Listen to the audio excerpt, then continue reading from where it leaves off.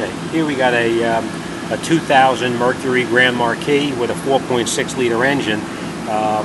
This one comes in with the check engine light on and multiple issues going on with the car.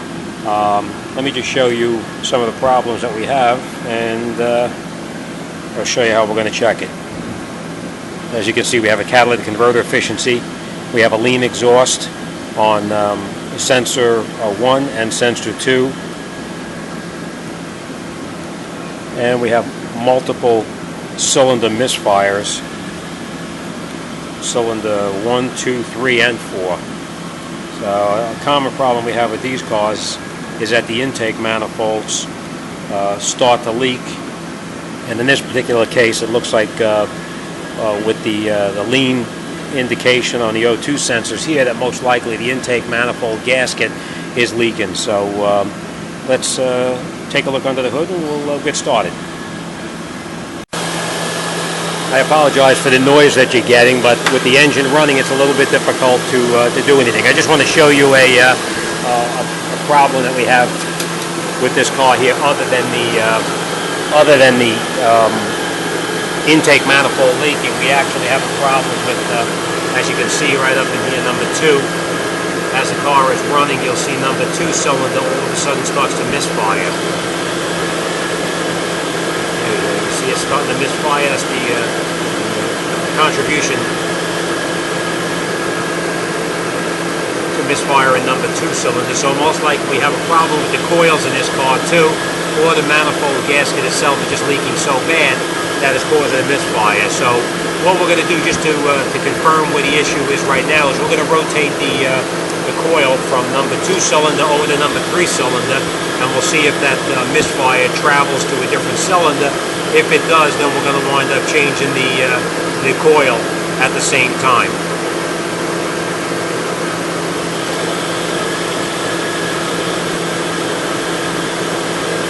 As you can see, number 2 cylinder continually misfires. So let me show you another problem we have right here.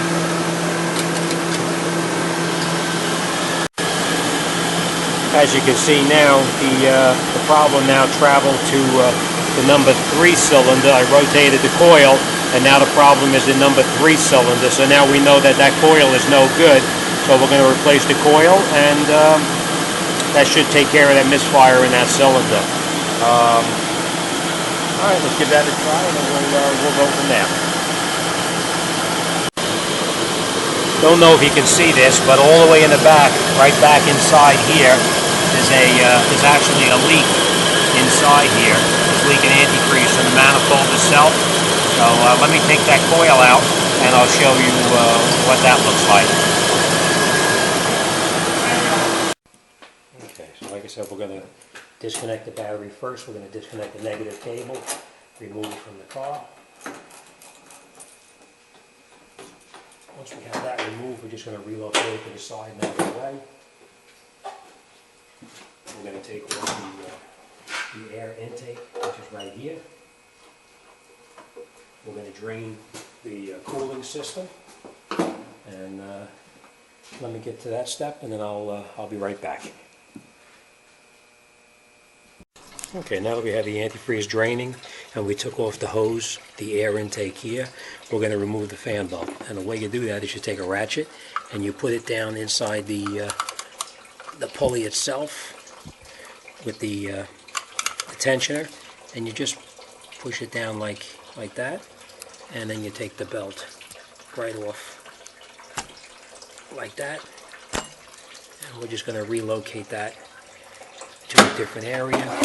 Now we're going to remove the alternator, and the way we do that is we're going to take out the bolts in the bottom here, and here, here, here, here, and here, and then we're going to relocate the alternator.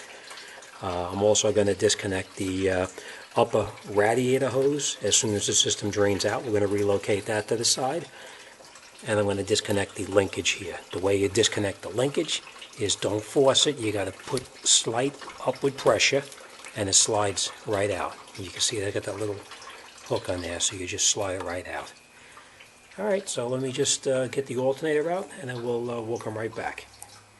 Okay, now that we have the alternator out and we have the cables off of the accelerator, we're going to disconnect the all of these vacuum hoses here. You'll see it goes into the top of the cover. We just pull these off out of the way and relocate them to the side. We're going to unplug all of the electrical connectors that are on the manifold itself, and we'll pull them out of the way. We're going to disconnect each one of the injectors, and the way you do that is you just push the clip in on the side and they all unplug one at a time. So we're going to do that. We're going to take out all of the coils and we're going to relocate them to the side, and let me get that done, and then we'll come right back. We're going to disconnect this hose here, of course, too. This is for the vacuum. So let me get started on that and I'll come right back. Okay, now that we have everything disconnected for the injectors and the coils are out of the car, we're going to disconnect the fuel lines right here. And the way you do that is you take these little clips here that hold the, they're like a safety. You pull these off, and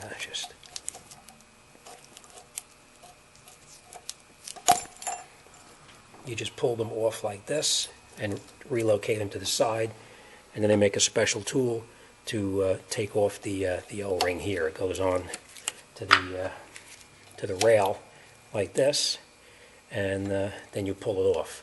So you push these in and you pull the line out. So we're gonna get these out of here. We're gonna take these off. Once I get these off, we're gonna take off the thermostat housing. So we're gonna take these bolts out, and then we'll come right back. So we have the fuel lines disconnected, and we just put them on the side. We're just going to disconnect this bracket back here. We're going to take this bracket off the car so we can gain access to the EGR tube that runs up right underneath here. So we're going to take this bracket off, a couple of screws, 10 millimeters here, and there's probably one more back over here. And then we're going to unscrew this screw right here for the EGR valve, and we'll come right back. Okay, after we get that off, we need to take off this bracket right over here. As you can see, I took this bolt up already, but the brackets still don't come off. We need to get down in the back over here and remove the bolts in the back over there. So let me just show you where they're located and how I'm going to do it. They're all the way down in the back. I know it's hard to see, but down in the back right there. So I'm just going to take those two bolts out down here, and then I'll come right back. Okay. Next thing we're going to do is we have that bracket disconnected, but as you can see, it won't come out until we take the air intake off of the throttle plate. And the way we're going to do that is we're going to disconnect all of the bolts down the bottom here that hold the throttle plate on, and we're going to lift this up and out of the way. So let me do that and we'll come right back. Okay, once we've taken off the throttle plate assembly, we relocate that, take that away from the vehicle. That bracket, as you can see, pulls right off then. And now what we're going to do is we're going to unbolt the manifold. There's about 10 millimeter bolts all the way down the manifold on both sides.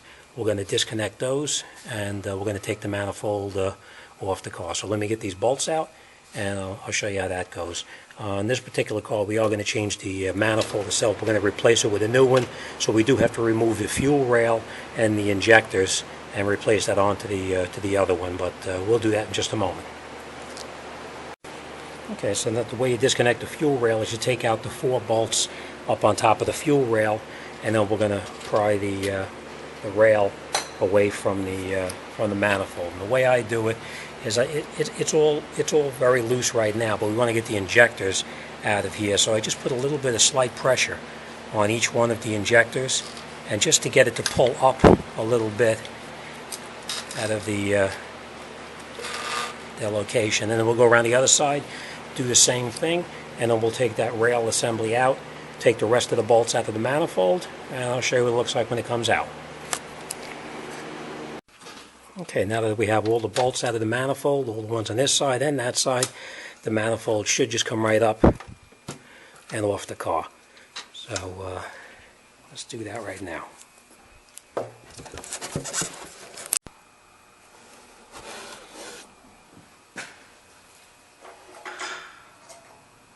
That's it. Manifold's off. And I'll show you what I meant about the gaskets. These gaskets here are the ones that go bad, and they start sucking in air into the system, and it winds up with a vacuum leak or a misfire. So let's clean it all up, and we'll start putting it back together, and we'll see where it goes. As you can see, looking at the manifolds here, this manifold is a redesign. This is the old one that came off, and this is the new replacement that's going back on. From experience, I've run into this before, is that these holes don't line up where the alternator bracket connects onto. So we're going to put the whole thing back together, and then I'll show you how we're going to resolve that problem with the alternator bracket. You just have to you have to drill holes and relocate. Okay, we've got the everything cleaned up in here now and ready to put the manifold in. So we just lay the manifold in place.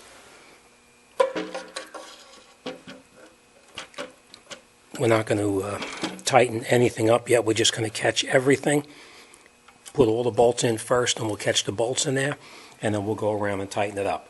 So let me put the bolts back in place, and then we'll catch everything, and I'll show you what we're up to. Okay, once you have all the bolts in, they're all in finger tight, they're not tightened up, then you would go around and tighten everything up. The thermostat bolt are in, they're not tight either, and we're just going to follow this sequence that comes with the new manifold and tighten it up as directed. So let's tighten it up, and then we'll come right back. Okay, now that we have the manifold bolted down, we're going to put the fuel rail back in there. And it's very simple how you do it. Just going to reverse the procedure how you took it out. I'm going to try to do this with one hand, so we'll see how it goes. Basically, you're just going to go underneath the EGR tube, and then we're just going to put the injectors right back into their openings here, and then we're going to bolt it down right up in here. So let me just push these back down, get the bolts caught in there, and then I'll be right back. Okay, now that you have all the manifold bolts in and tight, and you've reinstalled your bracket on the side of the driver's side of the vehicle, even though it may seem like it's a good idea to leave that bracket off, don't leave it off. It serves a purpose down in the back of the engine.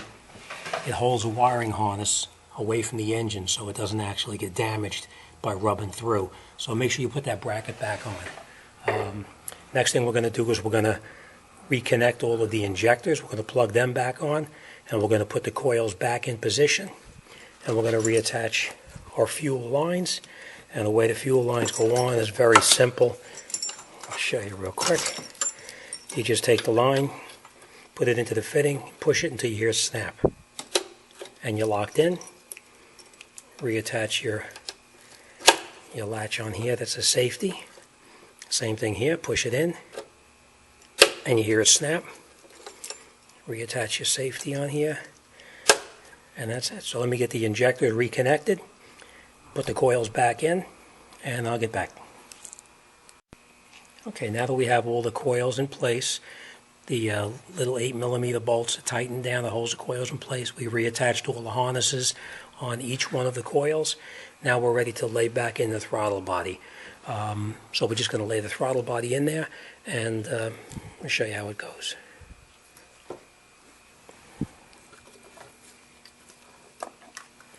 What we're going to do is just lay it back in there a little loose for now. We're not going to tighten anything up. And what we're going to do is we're going to catch the, down here, the EGR tube. We're going to catch that one in there first so it's caught a couple of threads. And then we'll reattach the bolts on the bottom of the throttle body to the manifold. And let me do that, and we'll come right back. We're going to reconnect all of our plugs that are unplugged, and I'll show you how that goes. Okay, now that we have all of the bolts to hold the throttle body down to the manifold tight, now we can come around and we can tighten up the EGR tube right here. We're going to reattach our vacuum hoses and plug in all of our electrical connectors that we've previously unplugged. Put these back in here. Then we're going to put that bracket back on over here, and lay our cables in. So I'll show you how that goes. Okay, we've reconnected our vacuum hoses, reconnected the vacuum hose over here. Now we're ready to lay in the accelerator cable. So we'll put those cables back in, we'll reattach them on here where they came from, and I'll show you how that goes. Okay, now that we have the accelerator cable reconnected to the throttle body, we're going to reconnect our radiator hose up onto the top here. We'll slide that clamp back down, and then we're going to put the snorkel back on from the airflow meter to the throttle body, and then I'm going to lay the alternator back in, and I'll show you what I meant about that being off on the top here and how to correct for it. Alright, show you how it goes. Okay, remember what I told you about the alternator, right? You put the alternator back in, you bolt it down tight over here, and then when you put your bracket back on, up on the top of the alternator here, see where it's mounted right to the top here? See how it does not line up? It does not line up with the bolts below it. So what we're going to do here is we're going to mark right up on top here and right up on top here, and we're going to drill a hole in the top of this bracket to make it fit. So let me drill those holes in there, and I'll show you how it goes back together. All right. Okay, now that I drilled out the bolts on the bracket there, you can see that they line up just as it's supposed to be. These are in the same position, so we can put the cover back over the top. So we're going to tighten these up, reconnect the regulator, and put the fan belt back on. And we should be pretty much set once we get some antifreeze in it. So let me tighten these bolts up, get the belt back on, and I'll be right back. Okay, bolts are tight, plug is plugged back in, fan belt is back on. I'm going to reconnect the battery, get some antifreeze in it, and then we're going to start it up and make sure everything is okay. Okay, now that we got everything together, we got the battery connected, we have the belt on, we have all the electrical connectors on, the brackets reattached, the snorkel is back on for the air intake, and everything is reconnected. Let's start it up, and we should be in good shape.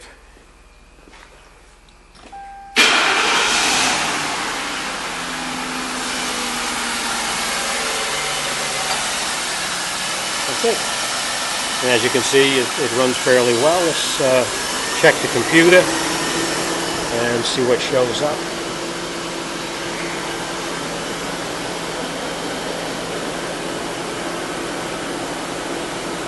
That's it. No misfires. All the cylinders are firing exactly as they're supposed to be. That's it. Follow these steps, you know. Be careful with all your electrical connectors. Make sure everything is reconnected as is needed, and you shouldn't have much of a problem with it. Just take your time and be careful, and remember about that bracket for the alternator. All right, thanks for watching. I'll see you on the next one.